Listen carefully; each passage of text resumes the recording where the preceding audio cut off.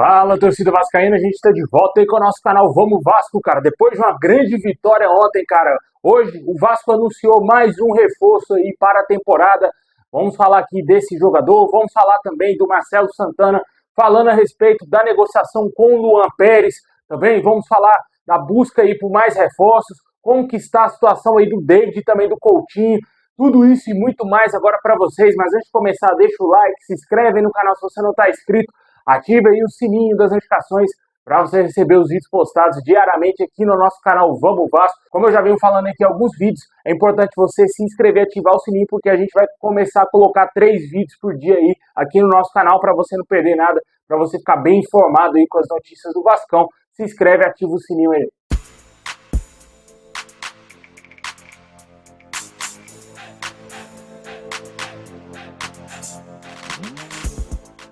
Bom, pessoal, ontem o Vasco venceu e o Atlético Paranaense daquele jeito, né, cara? De virada, né, cara? Com São Januário pulsando, com gol do Pirata, um gol salvador ali do Verratti. E o Vasco conquistou uma grande vitória, uma vitória muito importante para a sequência da temporada, o que nos garante ali na 8ª colocação com 31 pontos conquistados e um jogo a menos contra o Cuiabá. O Vasco ontem venceu de maneira até certo ponto heróica, porque foi amplamente dominado no primeiro tempo, né? O Vasco jogou muito mal o primeiro tempo, foi assustador o primeiro tempo do Vasco. Já tinha torcedor abrindo mão até mesmo da Copa do Brasil, cara. Já tinha torcedor já que nem acreditava mais que o Vasco iria ganhar aquele próprio jogo, até mesmo empatar e muito menos se classificar na Copa do Brasil aí frente ao mesmo Atlético Paranaense. Só que aí veio o segundo tempo, né, cara? O Rafael Paiva, não sei o que ele fez lá no vestiário, mas ele fez algo extraordinário. O Vasco voltou com a outra postura, voltou honrando a Cruz de Malta, honrando a torcida que estava lá presente, a torcedor que estava assistindo o jogo. O que a gente viu foi uma virada heróica do Vasco, cara. Um jogo que estava praticamente perdido, o Vasco foi lá no segundo tempo, fez valer a força de São Januário, fez valer aí a vontade, a força de vontade dos nossos jogadores, a superação dos nossos jogadores e conseguiu essa vitória. Vale ressaltar aqui que o Emerson Rodrigues, cara, pelo amor de Deus, um jogador que fez um primeiro tempo tenebroso, bem criticado, muito criticado pelo torcedor vascaíno. No segundo tempo, se redimiu, fez um gol de empate e começou a jogar bem, né, cara? Começou a tomar as melhores decisões. Acho que o que falta mais no jogador é tomar a melhor decisão ali, achar um companheiro em melhor condição, ao invés de tentar um passe mais difícil, ao invés de tentar talvez uma finalização sem condição alguma, sem ângulo, talvez, né? Ele tem que saber tomar a decisão melhor para ele ser um jogador melhor, porque ele é um jogador que corre bastante, parece ter uma certa habilidade, mas ainda não consegue acertar o passe final, que faz o torcedor perder a paciência com ele, né? Eu acho que ele tem que acertar mais isso daí, e isso tem que ser trabalhado juntamente com a comissão técnica do Vasco, para o jogador desenvolver essa função, porque eu tenho certeza que ele pode ser muito útil para o Vasco, mesmo com todas as críticas aí, eu tenho certeza que ele pode dar a volta por cima, assim, como já fez no próprio jogo de ontem, e ajudar o Vasco até o final dessa temporada aí. É um jogador jovem, corre bastante, pode atuar pela ponta esquerda, pela ponta direita. A ponta direita é a função original dele, né? É a posição que o jogador se sente melhor, mas ele ontem teve que jogar devido ao David ter tido um problema facial, né? Celulite facial, o jogador que foi até mesmo hospitalizado, com um estado até certo ponto grave, devido a essa condição dele no seu rosto, ele ficou de fora da partida e o Emerson Rodrigues foi escolhido e fez o gol de empate do Vasco, contribuiu sim para o Vasco conseguir vencer o Atlético Paranaense, mas o cara realmente é o Verratti, né, velho? Não tem como falar aqui, não falar do Verratti, cara, um jogador extraordinário, né? Chega até a ser clichê, né, mano, mas o Verratti é o melhor jogador do Vasco, disparado, não tem comparação, um jogador extremamente importante, disparado, um dos melhores centroavantes, se não o melhor centroavante do Brasil. Com certeza a gente espera que ele continue fazendo mais gols, que faça gols na quinta-feira, para o Vasco fazer uma boa vantagem contra o Atlético Paranaense. Sempre bom lembrar que é um jogo de 180 minutos, não irá se resolver tudo em São Januário, mas o Vasco pode sim fazer uma boa vantagem no primeiro jogo, se jogar como jogou no segundo tempo, né? Se jogar daquela maneira, pode ser que o Vasco ganhe o 2-0, que seria uma ótima vantagem para levarmos para Curitiba e o Vasco lá tentar pelo menos empatar ou até mesmo se dar o luxo de perder por 1-0. E é extremamente importante os gols do Verratti, porque ele é o cara, né, velho? Quando você acha que ele não vai conseguir fazer mais nada no jogo, após ter se entregado, corrido o campo inteiro, ele vai lá no finalzinho e faz o gol de cabeça da vitória do Vasco. É um jogador extraordinário, com certeza aí calando a boca de muita gente que duvidou do Verratti, né, cara? Quem não se lembra lá do Neto, lá que não sabe nada de futebol, mas falou que o Verratti era um jogador qualquer, né, mano? Eu nunca esqueço disso, cara. Um absurdo, um cara que tá na televisão, trabalha lá profissionalmente, lá, vai falar um absurdo desse, é uma vergonha, né, cara? E hoje lá no timinho dele lá que tá caindo pra segunda divisão, ele tem os dois piores centroavantes do mundo, né? Yuri Alberto e Pedro Raul.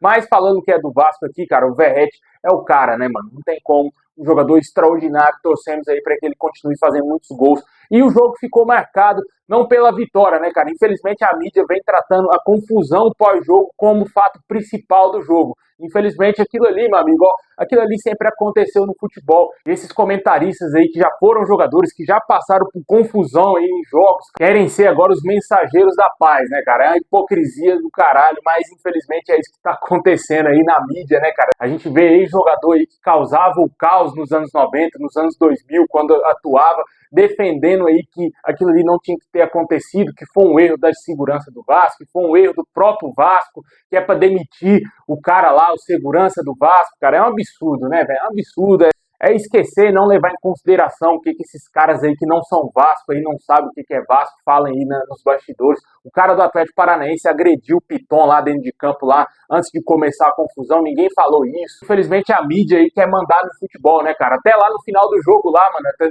quando começou lá aquele programa do Sport TV, os caras querendo que o Pedrinho demitisse o segurança do Vasco, cara. Só faltaram falar isso, Pedrinho, demita esse cara. Porque ficou nítido lá que eles queriam que o Vasco fizesse alguma coisa com segurança. O cara trabalha, tá? É trabalhador, tá trabalhando lá, tá defendendo o Vasco, né, cara? Porque ele viu que o jogador do Vasco foi agredido pelo jogador do Atlético Paranaense e ficou revoltado, né?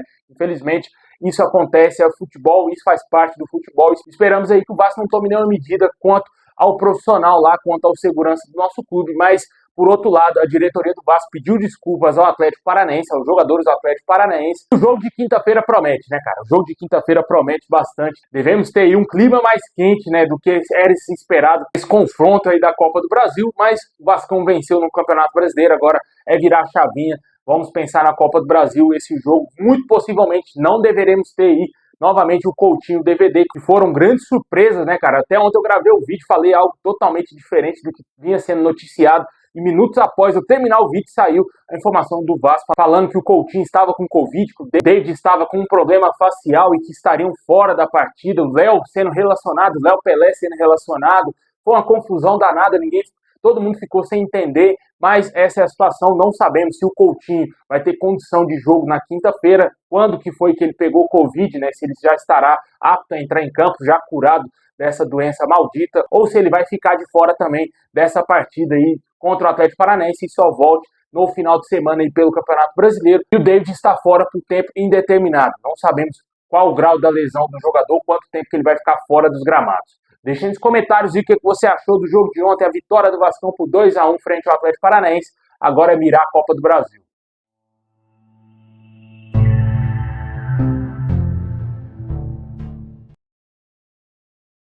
Bom, pessoal, agora vamos falar de reforço, cara. Hoje, finalmente, o Vasco oficializou a contratação do atacante Jean Menezes, jogador de 31 anos, é novo reforço do Vasco em definitivo. Chega com um contrato até o final de 2026 com o Vasco, atacante com passagens pela seleção chilena, jogou no futebol do Chile e também estava no futebol mexicano nos últimos anos. Passou com muito sucesso pelo León, lá do México, e também pelo Toluca. O jogador é ponta esquerda, baixinho, de 1,63 m, tem muita velocidade, parece que tem uma certa habilidade, pode ser um jogador muito útil aí para o restante da temporada. O Vasco corre quanto tempo para registrá-lo, para ele pelo menos ficar no banco de reservas no jogo de quinta-feira aí pela Copa do Brasil e quem sabe fazer sua estreia como novo reforço do Vasco. Além dele, o Vasco segue ainda em busca de reforços no mercado. A tendência é que o Vasco ainda contrate mais um zagueiro. O Marcelo Santana, no final do jogo de ontem, falou sobre o Luan Pérez, disse que o Vasco está querendo contratar grandes jogadores. Aí eu não entendi o contexto, se ele quis dizer que o Luan Pérez não é um jogador que o Vasco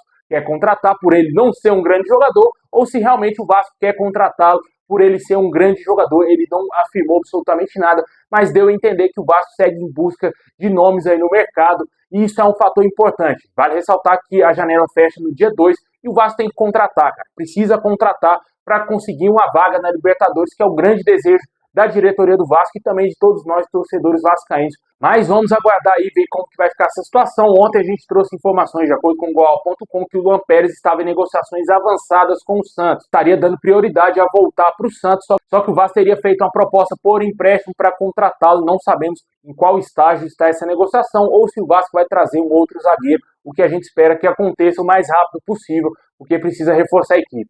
Deixe nos comentários o que você acha desse reforço contratado, Jean Menezes, oficializado pelo clube. Quais posições você acha que o Vasco ainda tem que contratar nessa janela de transferência?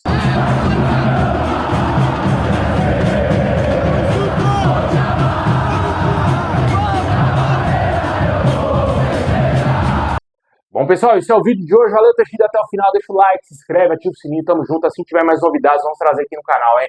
É nóis!